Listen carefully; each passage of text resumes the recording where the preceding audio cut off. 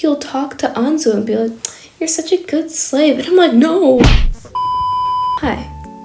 So in this video, I'm going to be reviewing enstars stories.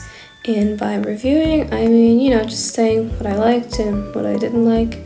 These are pretty much just like event stories or like, scout stories and stuff like that. And I'm doing this because recently I've realized that a lot of my enstars knowledge is secondhand from lurking around on the internet, and personally I'd like to change that.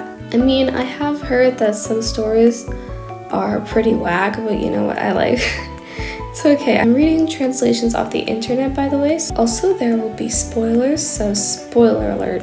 First up is the Sakura Fs event.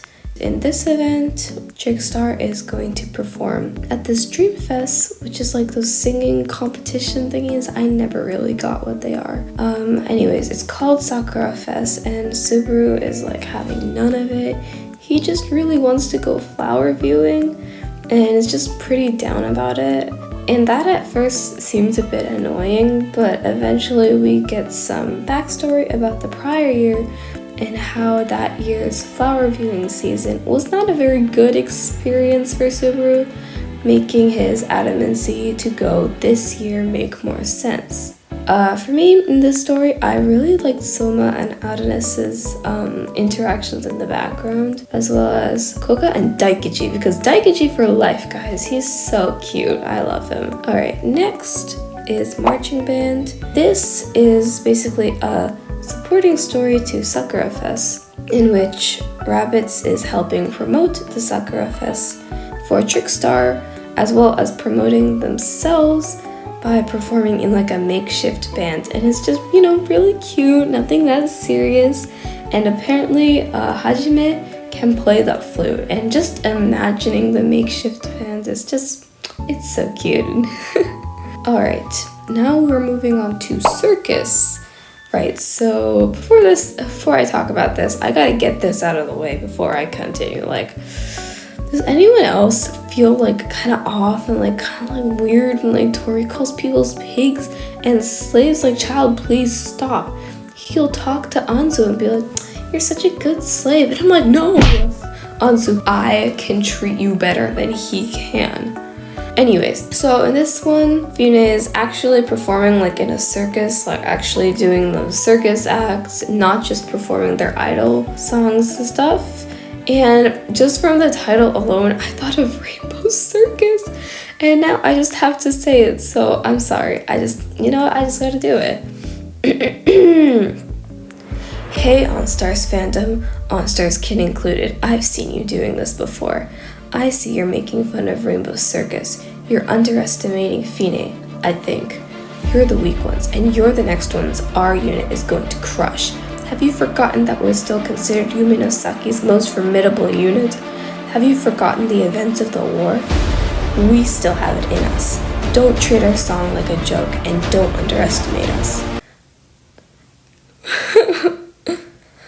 So in this story, Yusuru has a chainsaw. So hot of him, right? Oh my gosh. Anyways, I found it interesting how Eiichi wanted to be someone, or like how he expressed that he wants to be someone Tori can look up to, instead of like the tyrannical emperor that most of the school probably sees him as. Just something to think about. It stood out to me. I like that. Anyways, Tori was still really annoying.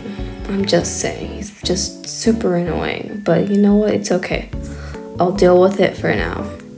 Right, next up is Sweets. So in this one, Izumi is on a hiatus of sorts because of how he kidnapped Makoto in the main story. Do y'all remember that? I remember that. Anyways, Nice decides to make sweets for this tea party event to boost their public image, because having one of your members being known as a kidnapper is not good. Do you know what I mean? Yeah. Also here, Arashi is like the temporary leader because Leo isn't there, obviously, and Izumi is on his hiatus thingy. Love her, by the way. Anyways, the moral of this story is not to judge a book by its cover, because even though Ritsu's dessert looked disgusting, like someone died and then he made a dessert out of that. I'm sorry, that's actually disgusting, never mind. It actually won first place because, you know, it tastes good if you close your eyes and eat it. So yeah, it's just a cute story. They're making sweets. Yeah. Moving on to Butler Cafe. In this one, basically, Yuminasaki is having a school festival, and this story focuses on what Undead, specifically, is doing for the festival. A Butler Cafe. I liked how they were all quite different personalities when doing the cafe. Karu was like in the zone. Adonis was like kind of confused, but you know what? He had the right spirit. It was okay. And Ray was like, I'm old. Do you want tea? And Koga was like straight up rude to all the customers, and somehow he still had people wanting him. Like how? Also, Ritsu's suite from the previous story made an appearance, as well as some references to nights in the past. Yeah. Anyways, it's like 4 a.m. and I think that's all I'm gonna do this time. So yeah, thank you for watching. I'll see y'all later. Goodbye.